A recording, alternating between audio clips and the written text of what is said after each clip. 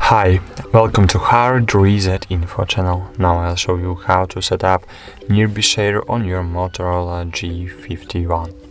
So at the very beginning you need to open control panel, then scroll right and tap and hold nearby share button.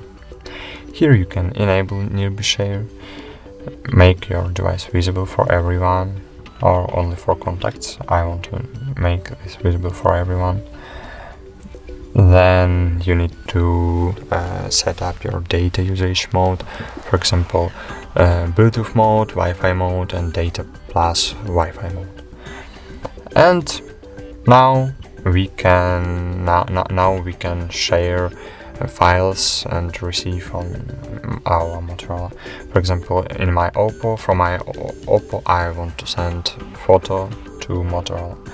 I choose send, nearby share, and now my Oppo device need stop. Why I can see my Motorola. Try to reload. Okay, now we see our Motorola device. Choose it and on Motorola choose accept button. Fine, photo was sent.